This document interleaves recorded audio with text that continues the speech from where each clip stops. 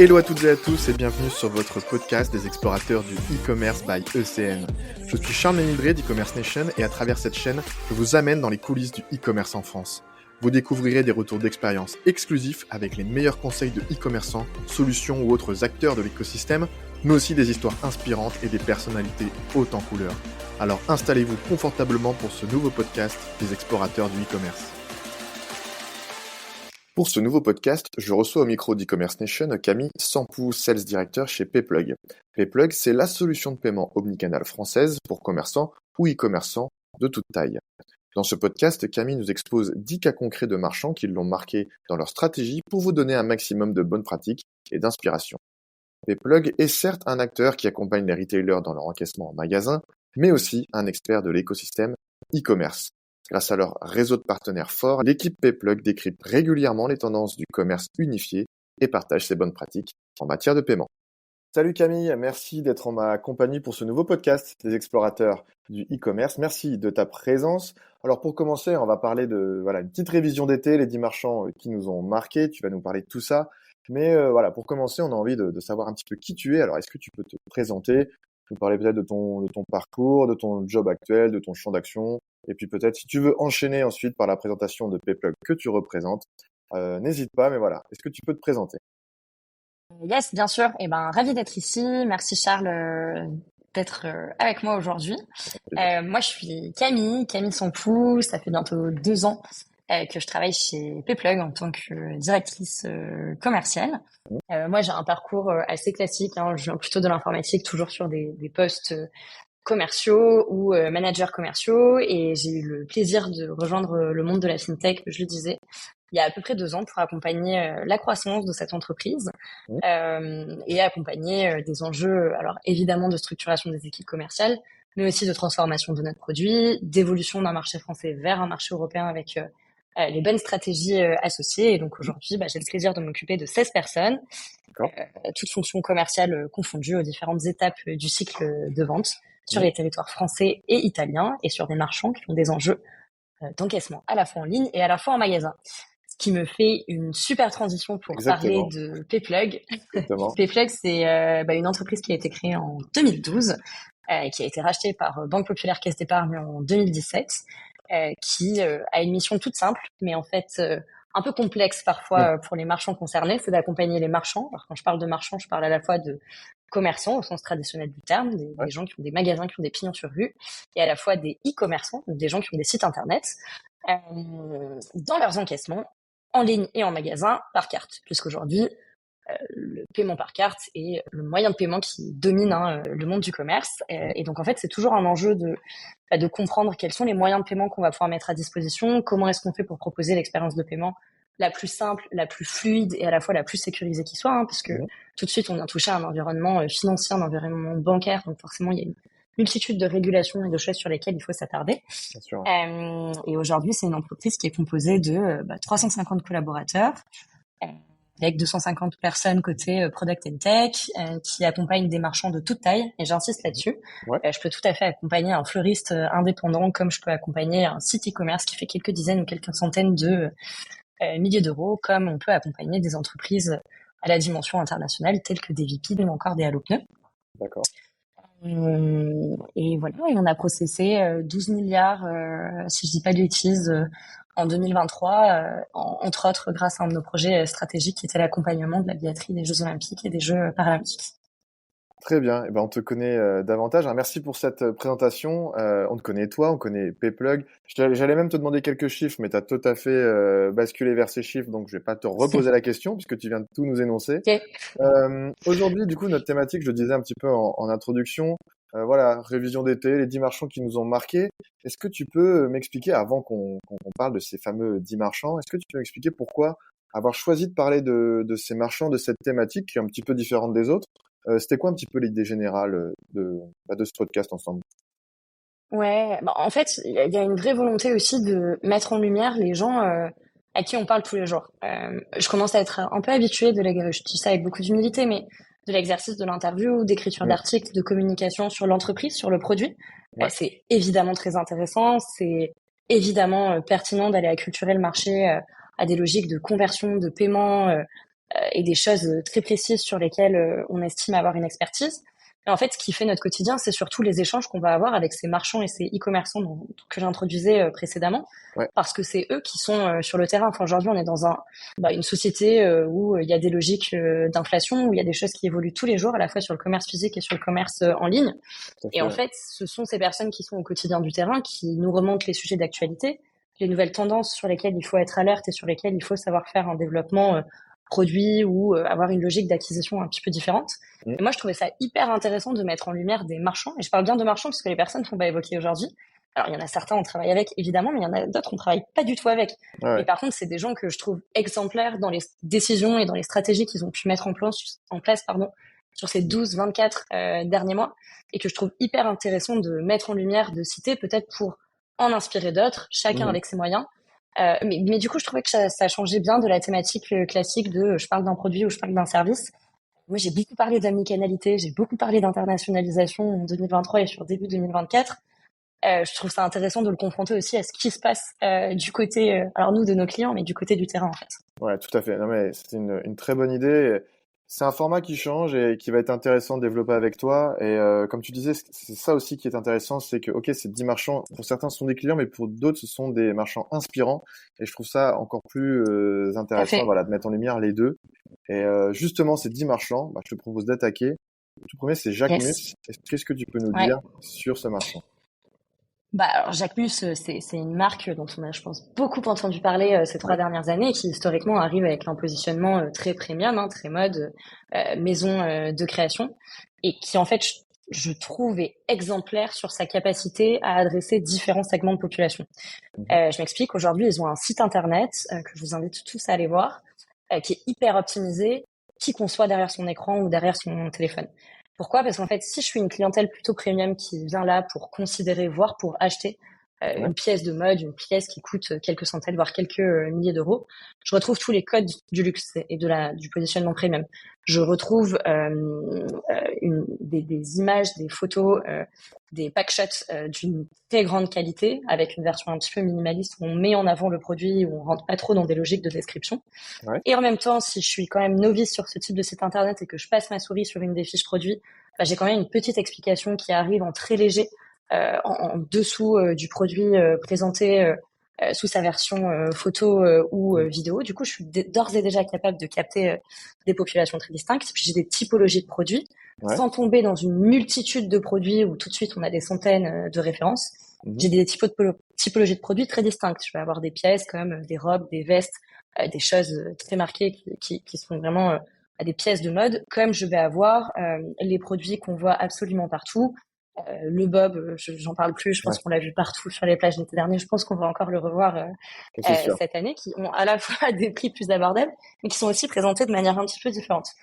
Et typiquement, au moment de la présentation, si on vient s'intéresser au paiement, Jacquemus fait partie des rares marques mode et premium qui sont capables d'aller proposer du paiement fractionné. Le paiement D'accord. fractionné, on se dit, oh là là, c'est pour inciter à l'achat, ça correspond Mhm, pas du tout à la clientèle luxe. En fait, aujourd'hui, quelqu'un qui a un jeune qui a travaillé tout l'été va soit pouvoir dépenser sa paye en une fois dans un bub, soit décider de se l'acheter en plusieurs fois pour peut-être considérer des achats sur d'autres sites internet ou pouvoir faire autre chose, mais toujours dans une présentation très premium que je trouve hyper intéressante. très bien, bah, premier exemple, plein d'éléments. Parcours d'achat et checkout pour Jagmus. Allez, on enchaîne. C'est quoi le deuxième et c'est quoi ses caractéristiques Ouais, intéressantes? alors le deuxième c'est une application. Le deuxième c'est ChooseApp. Alors moi à Ok. titre perso, je suis une grande fan de cette application. Mais pareil, ChooseApp, c'est un parcours qui est hyper intuitif. Alors ChooseApp, ils sont très forts sur l'achat répétition. C'est une application qui s'est lancée il y a 36 mois, si je dis pas de bêtises, Ok, qui a été intéressant. lancée par des anciens de chez Colette, si je me dis encore une fois pas de bêtises, Ok. et qui a un parti pris un peu différent de ce qu'on a l'habitude de retrouver dans la vente événementielle avec du discount et du prix hyper cassé, qui est la sélection qui va y être associée. Donc plutôt D'accord. que d'aller sélectionner n'importe quelle marque qui souhaiterait déstocker ou faire de la vente événementielle, c'est une application qui souhaite sélectionner des produits avec un savoir-faire artisanal. Alors ça peut toucher tous les secteurs, ça peut être de la mode et habillement, ça peut être de la décoration, Mhm, ça peut être de la beauté, ça peut être plein de secteurs, mais il y a une sélection qui est faite à l'entrée. Et en ça, ils ont pris un prisme et un axe très différenciant des leaders de vente événementielle qu'on connaît tous, Qui plus est, en ne supportant qu'un seul support, qui est le support applicatif. Il n'y a pas de site internet à proprement parler, c'est vraiment une application avec une sélection qui est toujours très premium, très précise et qui permet de fidéliser la clientèle. Et une fois qu'on a acheté, on reçoit la bonne notification au bon moment. On a la possibilité de sélectionner ses marques coup de cœur. En fonction des marques coup de cœur, on va avoir des recommandations. Il y a vraiment une personnalisation qui est exceptionnelle. Et au moment de l'achat, tout ce qui va bien sur les logiques de réachat, avec le paiement en un clic, puisque j'ai déjà acheté avec une certaine typologie de carte. Du coup, c'est sauvegardé.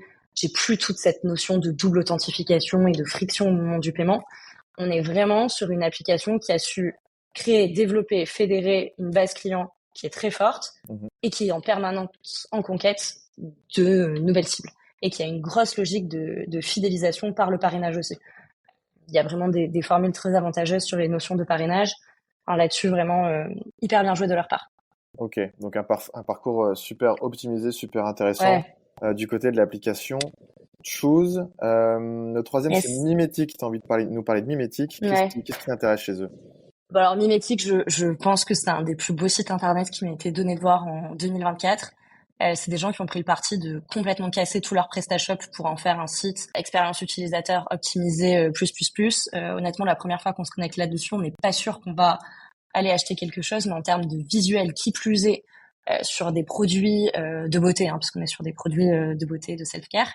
On est sur, vraiment, je parlais de Jacquemus tout à l'heure, mais des codes du luxe associés à des produits sur des prix intermédiaires et de consommation quotidienne. Et là où ils ont été très forts, on l'avait beaucoup vu dans le secteur des compléments alimentaires, dans le secteur même de la pet food. En fait, tous les produits où il y a des logiques de réachat. Et ça a fait partie des acteurs en 2023-2024 dans le domaine de la cosmétique qui, en plus d'avoir une UX parfaitement optimisée, ont été capables de proposer des logiques de réachat avec un système d'abonnement. En l'occurrence, cyclique chez eux, mais d'abonnement. Donc, la capacité de dire, je suis client, je vais acheter une crème et une lotion, par exemple. Je sais que la durée de vie de ce produit est d'environ 2 mois. On va tout de suite me mettre dans une possibilité de m'abonner si jamais le produit me convient, ce qui fait que je serai automatiquement débité dans 2 mois et je vais automatiquement le recevoir chez moi. Et ça, là-dessus, ils ont été hyper innovants dans leur secteur. Très bien, Mimetic, du coup, troisième exemple. Oui, vous, tous qui nous écoutez, n'hésitez pas en parallèle à aller checker un petit peu tous ces sites par rapport à ce que nous dit Camille, parce qu'il y a plein d'éléments. Donc voilà, allez faire un petit peu votre veille à droite, à gauche.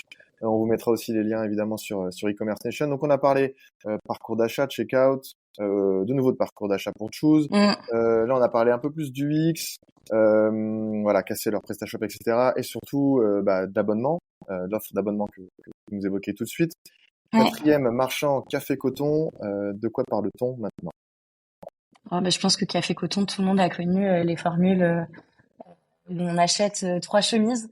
Je trouve que c'est une marque qui a hyper bien réussi à se renouveler. Alors, c'est pas forcément connu de tous. C'est une marque type brick and mortar, c'est-à-dire que c'est une marque qui a un très gros réseau de magasins sur le territoire français, un petit peu cross-border en Europe. Qui faisait historiquement l'essentiel de son business au travers de ses magasins, avec des systèmes d'achat par pack de chemises. Jusque-là, on se dit rien de très innovant. En revanche, ils ont su rester hyper agiles, alors, à la fois sur le recrutement de leur profil en interne et aussi sur leur offre.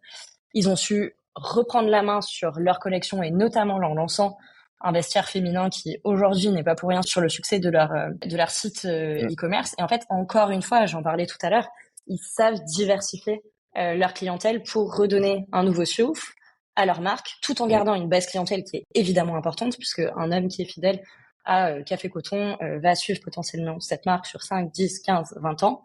Mais en parallèle de ça, il y a un vrai renouvellement qui permet d'avoir une grosse traction sur le site e-commerce et le fait de ne pas avoir peur d'innover. Typiquement, le lancement de cette collection féminine, c'est aussi corrélé à quelques mois d'intervalle avec l'intégration d'un nouveau partenaire de paiement qui leur a permis d'intégrer Apple Pay. Apple Pay, ce wallet qu'on connaît tous aujourd'hui. L'intégration de Apple Pay, donc une facilité de paiement avec un wallet digital qui n'existait pas avant, plus l'intégration d'une nouvelle plateforme de paiement, le Plug qu'on avait cité, on est sur un passage de 78 à 97% de taux d'acceptation. Pour redéfinir très rapidement le taux d'acceptation, c'est concrètement sur le nombre de paiements qui sont tentés, combien est-ce que j'en ai qui passent. Donc en fait, là, c'est vraiment un combo gagnant. Je lance une nouvelle collection, j'arrive à me diversifier, et en plus de ça, j'optimise mon acceptation à la fin. Ah ouais, évidemment, je gagne des points de chiffre d'affaires. Donc ouais, une belle success story, une belle démonstration de ce qu'il est possible de faire en étant un acteur très traditionnel, ça ferme pas la porte à faire des choses innovantes et plus digitales. Ouais, effectivement, très bonne étude de cas qu'a fait Coton pour toutes les raisons que tu nous évoquais tout de suite. Donc pareil, allez checker tout ça. Et là, on arrive au cinquième que moi, Ouais. j'adore personnellement. Ça, c'est Flotte. Voilà, parle-moi de Flotte, j'ai envie de tout savoir. Flotte, c'est une marque qui est totalement différente de Café Coton dont on parlait tout à l'heure, puisque c'est l'inverse, c'est une marque qui est née en ligne. Donc Flotte, si vous les connaissez pas, c'est une marque française de vêtements de pluie qui a été créée il y a quelques années, avec des coupes très mode par rapport aux vêtements de pluie qu'on a l'habitude de trouver, des coloris très flashy, des collections disponibles à la fois pour les hommes et à la fois pour les femmes. Et c'est une marque qui a eu la capacité de lancer un site internet parfaitement léché sur Shopify avec une technologie moderne qui leur permet de faire des innovations et d'avoir accès à un écosystème applicatif qui est très riche, n'a pas eu peur de proposer évidemment les moyens de paiement classiques que sont CB, Visa, Mastercard, mais aussi en tentant d'aller chercher une clientèle à l'étranger, typiquement en Belgique, en proposant des formules de paiement sur Bon Contact, qui est l'équivalent du CB mais pour la Belgique. Le tout en ayant une stratégie de paiement qui est complètement unifiée, c'est-à-dire que pour lancer toutes ces petites innovations en multilocal et en cross-border de la France, à chaque fois, ça passait par un même prestataire de paiement.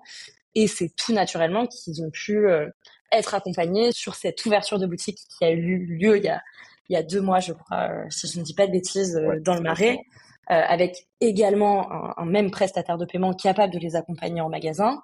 En fait, l'intérêt de cette marque, et là, j'étends du simple sujet du paiement, mais vraiment leur écosystème e-commerce, leur écosystème d'encaissement en magasin, évidemment la partie paiement, bref, tout leur écosystème technique et applicatif.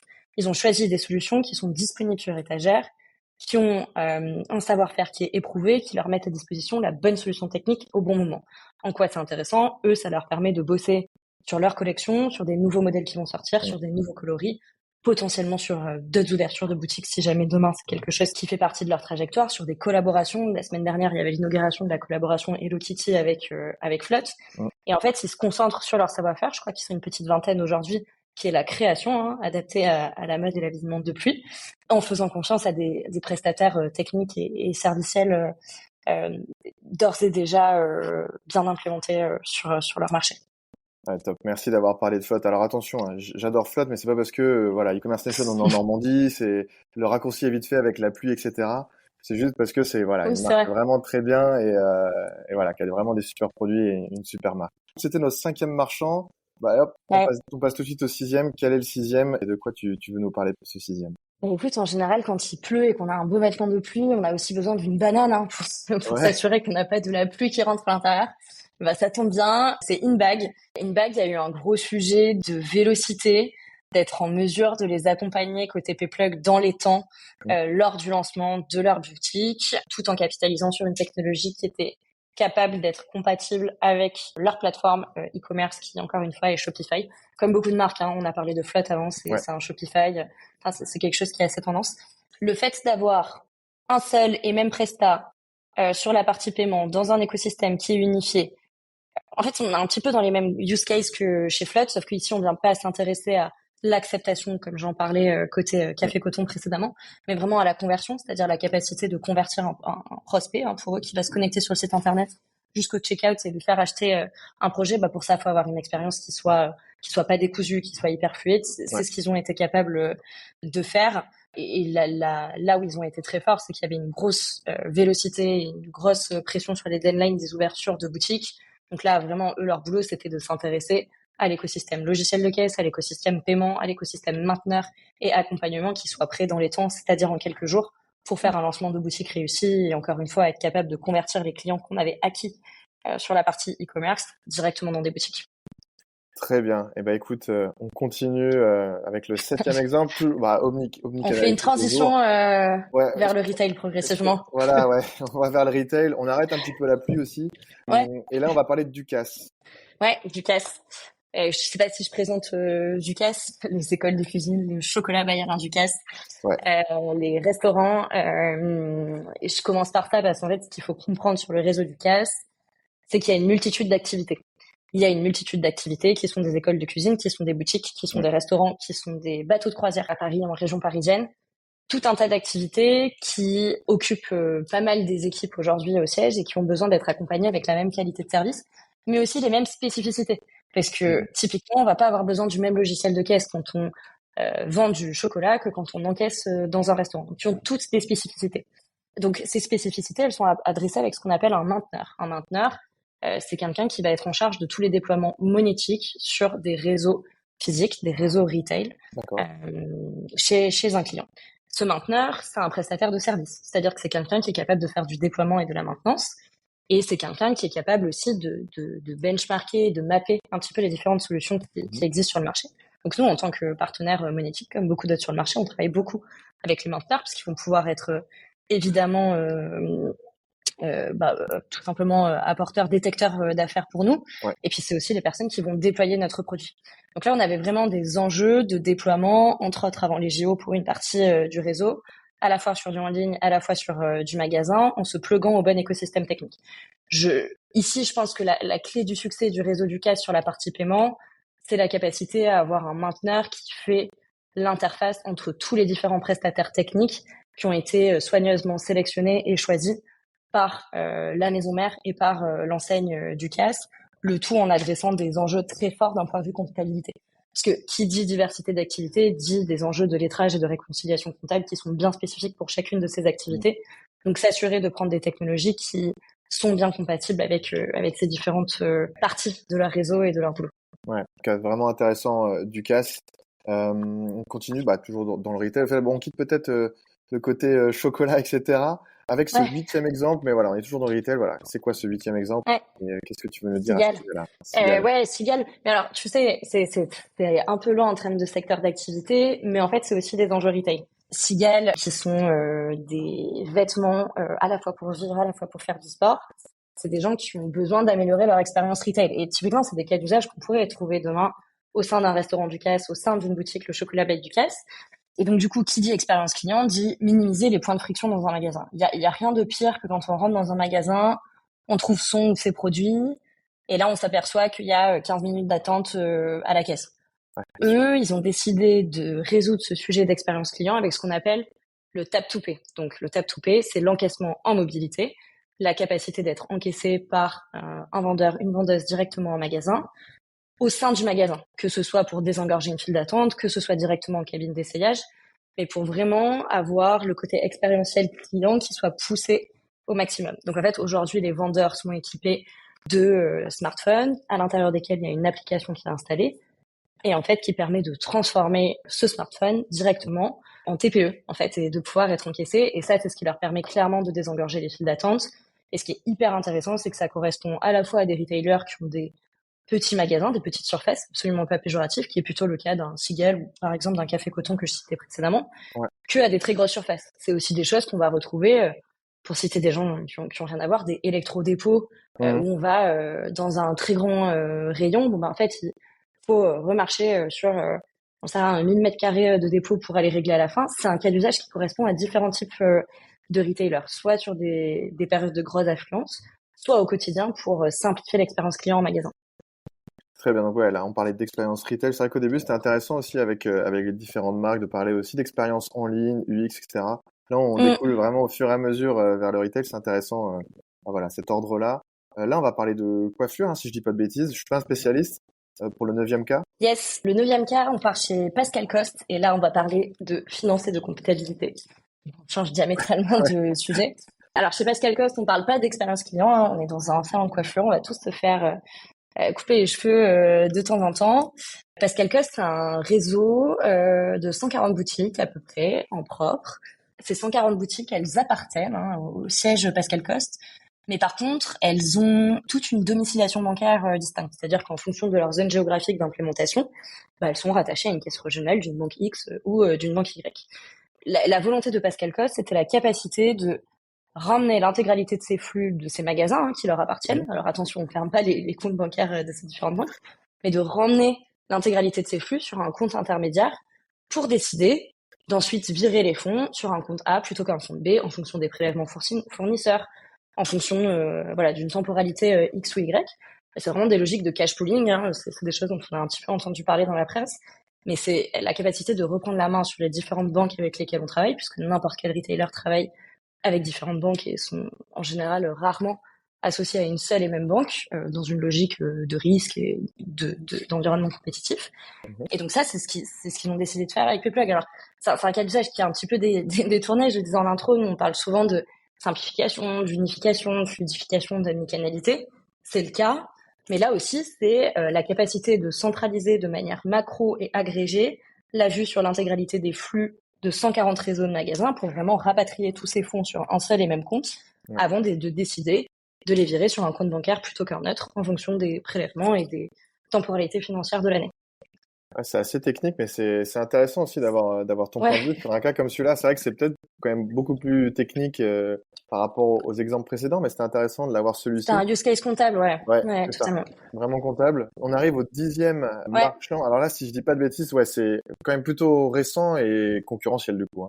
ouais, c'est Moule, qui est du coup une marque de culottes menstruelles, Ouais, qui est un secteur qu'on présente plus, puisqu'il y a beaucoup de marques qui se sont lancées sur ce secteur sur vraiment. ces dernières années. Ce qui fait que c'est un marché qui est hyper concurrentiel, et en plus, que c'est un marché sur lequel il y a des petits paniers moyens. Mm. Qui dit petit panier moyen, dit possibilité de maximiser la performance.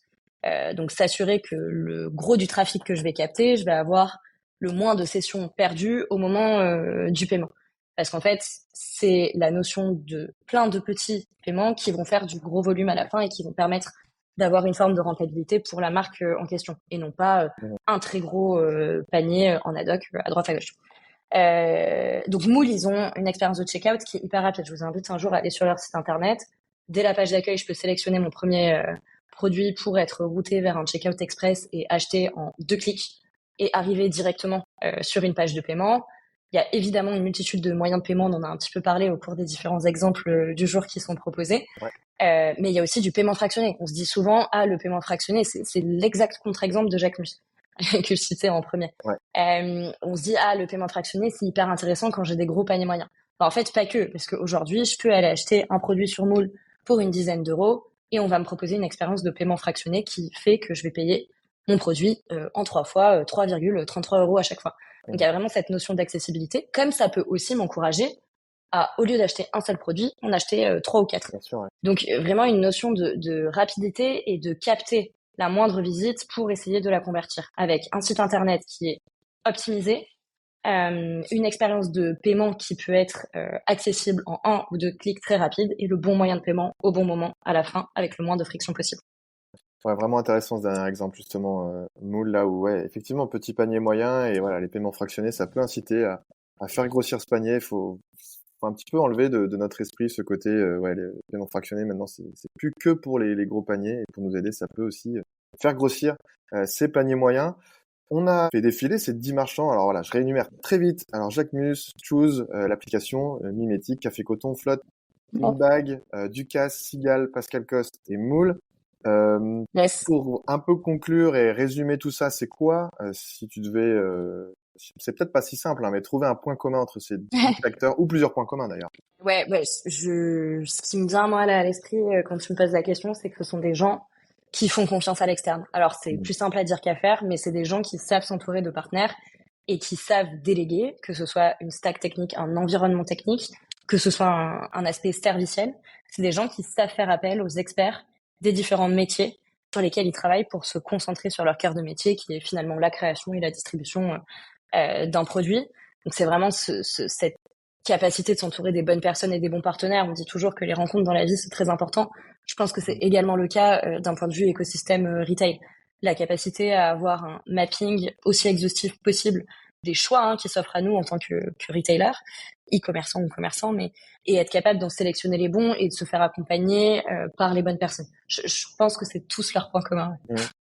Ouais, c'est intéressant. Non, mais je suis totalement aligné avec ce que tu viens de dire. Et puis, ouais, c'était vraiment intéressant ce format voilà, d'énumérer différents marchands. Je le répète, hein, qui sont vos clients, mais pas que. Il y a aussi des marchands inspirants dans toute cette liste. Donc, voilà, une nouvelle fois, vous qui nous écoutez, je vous encourage à aller checker un petit peu un exemple par-ci, un exemple par-là avec tout ce que nous disait Camille.